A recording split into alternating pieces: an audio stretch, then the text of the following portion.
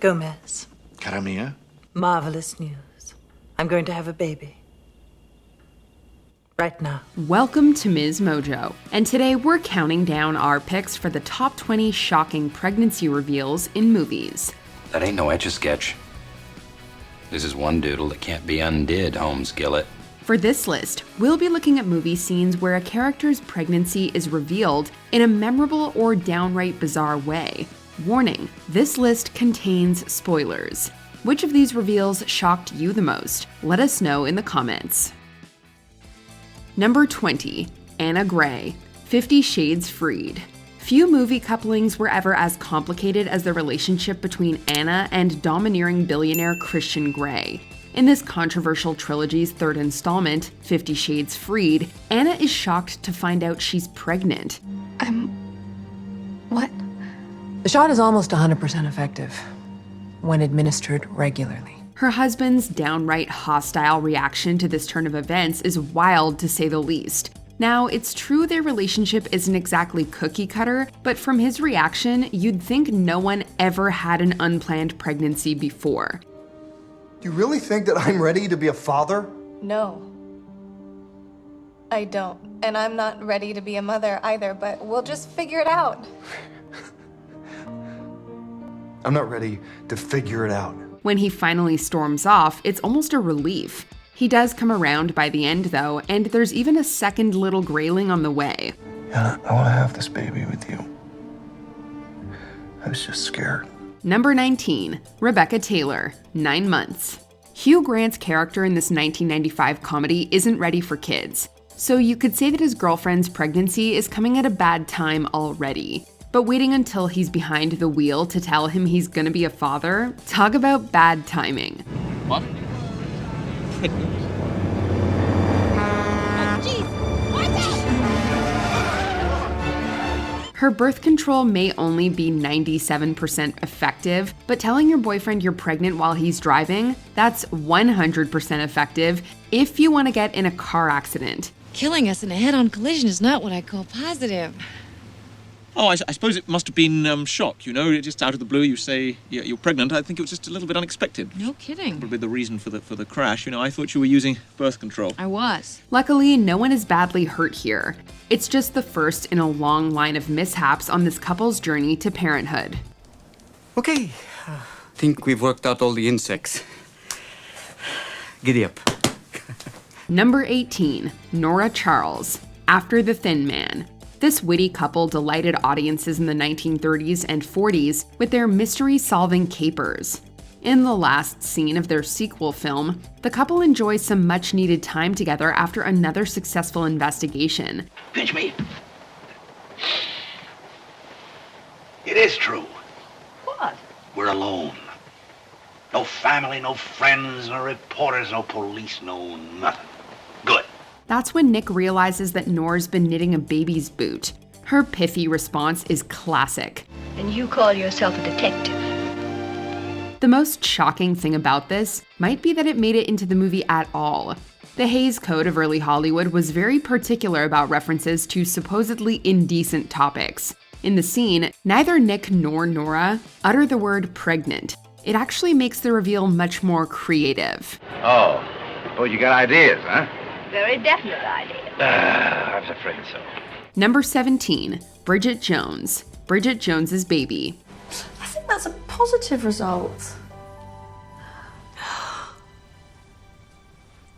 I'll just make sure. Oh, don't shake it. You'll hurt the baby. The baby's not in the stick, Bridget. Given the title, it's probably not at all shocking that Bridget Jones gets pregnant in this movie. But the sheer number of revelations involved is something else.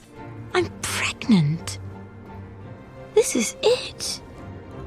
More to the point, whose is it? This is not how I thought this moment would be.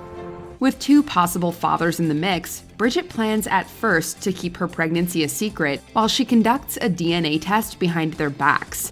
She ends up telling both separately, without informing either that they might not be the father after all. When she does finally sit down to tell them the truth, it shocks not only them, but the staff of an Italian restaurant too. Owing to these relations, the resulting life form currently residing in my tummy could actually, in fact, be either of yours.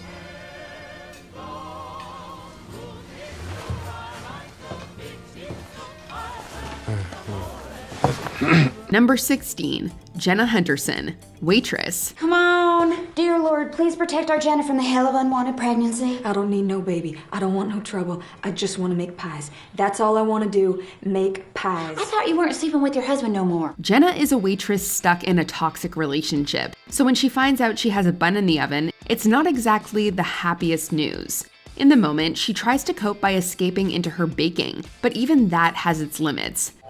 Hon, you okay? Shh. I'm inventing a new pie in my head. Tomorrow's Blue Plate Special. I'm calling it, I Don't Want Earl's Baby Pie. I don't think we can write that on the menu board, hon. Jenna is so underwhelmed that she even shocks her new doctor when she tells him the news. She plans to keep the baby, but that doesn't mean she wants it. I'm just telling you I'm not so happy about it like everybody else might be. So maybe you can be sensitive and not congratulate me and make a big deal every time you see me. I'm having the baby, and that's that. It's not a party, though. The scene is a perfect encapsulation of the character. Funny and sardonic, but also honest and straightforward. No wonder Nathan Fillion fell for her. Number 15, Evelyn Johnson, Pearl Harbor. This much-maligned Michael Bay World War II epic features a love triangle between best friends and pilots Rafe McCauley and Danny Walker, and nurse Evelyn Johnson. Rafe and Evelyn fall in love, but after Rafe is thought dead, Danny and Evelyn start a relationship. I'm gonna walk away, and I won't ask you for anything. But I just want to know why. Just tell me that, will you please? Just tell me why. Rafe, I'm pregnant. As luck and movie logic would have it, Danny is mortally wounded in battle. Though the writing is on the wall, Rafe tries to give his friend a reason to hold on. Danny, you can't die. You can't die. You know why? Because you're gonna be a father. It's a stunningly melodramatic moment in an already melodramatic movie, and it's made all the more soapy by Danny's dying words. No, you are.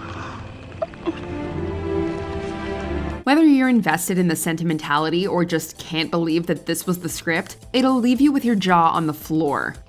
Number 14, Alex Forrest, Fatal Attraction. As obsessive book editor Alex Forrest, Glenn Close has news for Michael Douglas. She will not be ignored. Also, she's pregnant. What starts out as an affair between a married man and a single woman gets very, very real for lawyer Dan Gallagher. You're not gonna have a baby.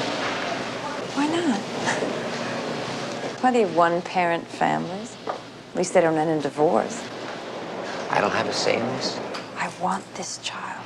When Alex announces she's carrying his baby, and that she intends to keep it, he knows his marriage and the life he has built is in danger. Alex knows it too, but her insistence that they can start a family together is what really signals the movie's turn from a love affair gone wrong to a nightmarish thriller. You play fair with me, I'll play fair with you. Number 13, Beatrix Kiddo, Kill Bill Volume 1. Given all its killing, kung fu, and callbacks to retro action flicks, it's easy to forget that Tarantino's revenge story all begins with an unexpected pregnancy. I was a killer who killed for you. Before that strip turned blue, I would have jumped a motorcycle onto a speeding train. For you. The first time we see Uma Thurman as the blood-spattered bride, she's facing down the barrel of Bill's gun. Her last words before he shoots her are completely unexpected. This moment, this is me at my most masochistic. Bill? It's your... In Volume 2, we flash back to Beatrix Kiddo first learning this news earlier, just seconds before an assassin tries to gun her down. They're both shocking reveals, the former for the audience and the latter for Beatrix herself, and her would-be assassin.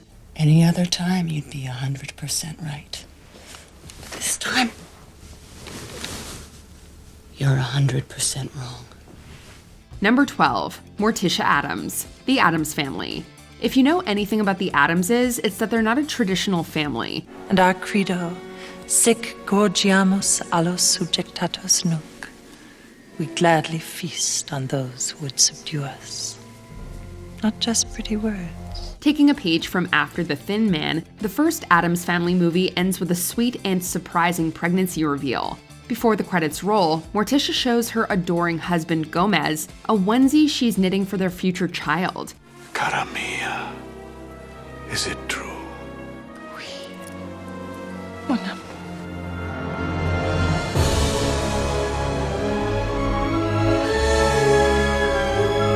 The storyline continues at the beginning of the next movie with a casual announcement and a mad dash to the hospital. An unbothered queen to the end, of course, Morticia is completely unfazed by childbirth. Mrs. Addams, would you like anesthesia? No, thank you. But do ask the children. Cara mia. Mon cher. Mrs. Addams, the baby? Pardon. Number 11, Amy Dunn, Gone Girl. What did you do to your pregnant wife?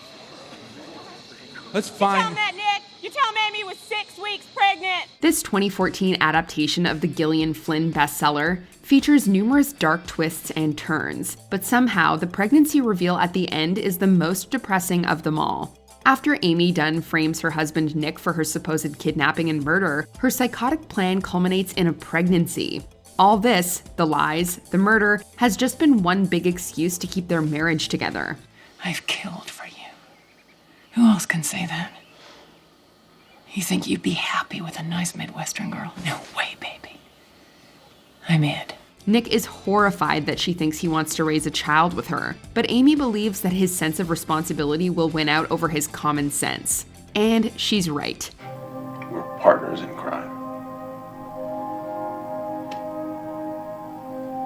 And?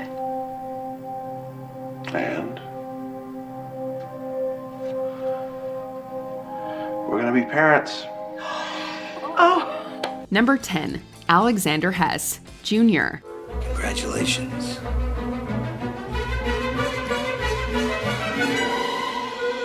I'm pregnant. This was a shocking revelation for obvious reasons. Junior sees none other than Arnold Schwarzenegger as Alexander Hess becoming pregnant. You're probably wondering how, and the only explanation we can give is science? Alexander is a scientist who needed to prove the fertility drug he and his colleague invented actually worked, since he was losing his funding. And the proof is in the pregnancy. Alexander wasn't supposed to go full term with the pregnancy, but his parental instinct kicked in, and hilarity ensued. Open the door, please. I want my Larry. Number 9, Kate Holbrook, Baby Mama. But there's something else you need to know. You're pregnant. That's impossible. Life can be unpredictable, which Kate finds out in an unconventional way. After being told that her odds of conceiving were slim, Kate chooses Angie to be her surrogate, only things don't go exactly as planned. Angie initially fakes her pregnancy through in vitro fertilization until she gets naturally pregnant on her own, and ends up wanting to keep the baby, while Kate has unprotected sex with her new beau Rob. Since she has a T-shaped uterus, Kate doesn't think she needs protection. You can pretty much guess where this is headed. While at the hospital during Angie's delivery, Kate faints and discovers she's pregnant. When she tells Rob, he faints. Don't you just love a happy ending? I'm pregnant. What? I'm pregnant. Number 8, Annie and Nina Banks, Father of the Bride Part 2. Your wish came true. I'm gonna have a baby. In the first movie, poor George is having a hard enough time dealing with his daughter getting married. But in the second film, his entire life gets flipped on its head twice. First, he finds out that his daughter Annie is pregnant, which is already enough to put him on the edge. And then the biggest shock comes when he finds out his wife is pregnant too. Kids, you're gonna have a baby. The couple thought that that part of their life was over with Nina thinking she was going through menopause. But nature had other plans. It was enough to make George question everything and send him crashing to the floor. And who, may I ask, is the father? George? Don't George me, you two-timing Mata Hari! Number 7, Bella Swan, The Twilight Saga Breaking Dawn Part 1. Can you tell me what's going on? I'm late. The Twilight series has always been polarizing. Either you love it or you hate it, but you can't deny that they know how to create a dramatic pregnancy reveal. In the fourth movie, Bella and Edward have just gotten married, and just 2 weeks after the ceremony, Bella discovers she's pregnant. The moment is shocking for a few reasons. We didn't even know Edward could reproduce, being a vampire and all, and the fetus is only a few days old, but Bella can already feel it kick.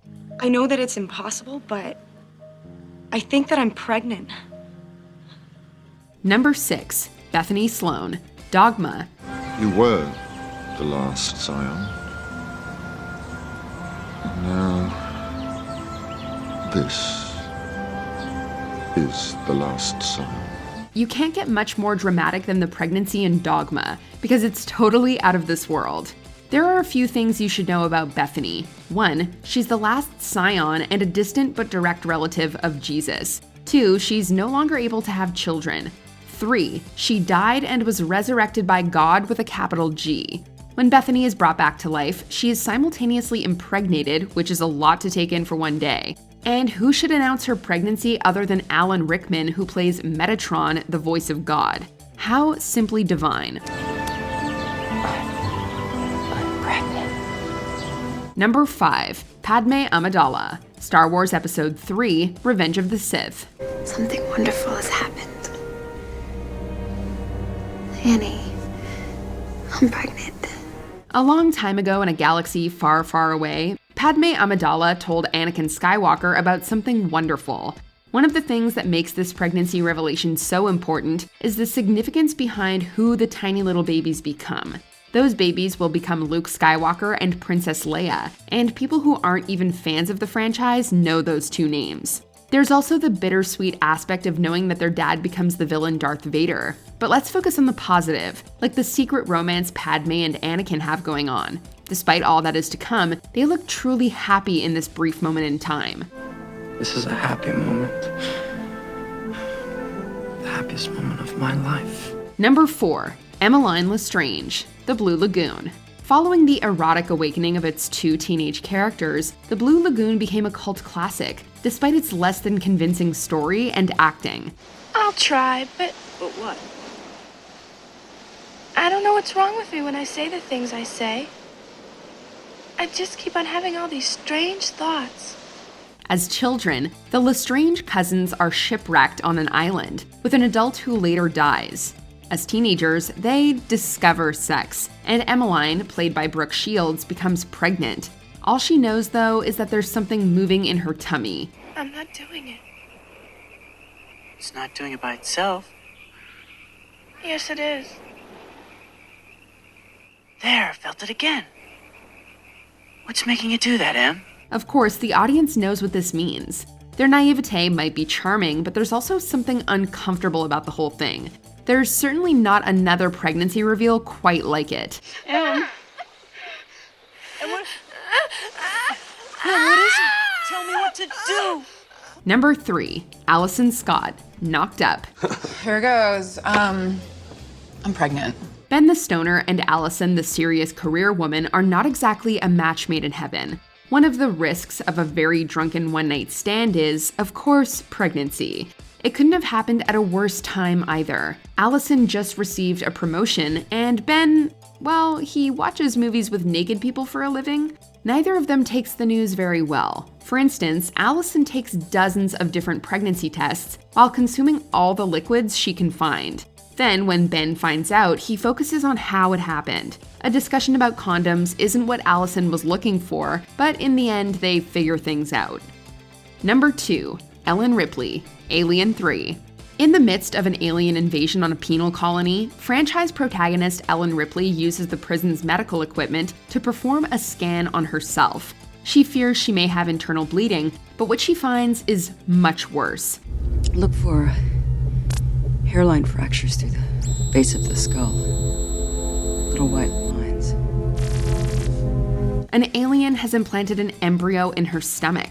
This puts Ripley in a terrible position. Not only could the alien specimen kill her at any time, but how do you decorate a nursery for an alien child with acidic blood?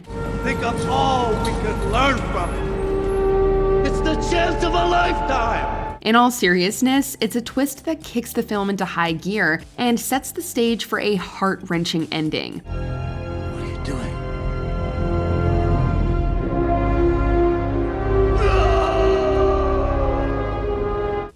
Before we continue, be sure to subscribe to our channel and ring the bell to get notified about our latest videos. You have the option to be notified for occasional videos or all of them. If you're on your phone, make sure you go into your settings and switch on notifications.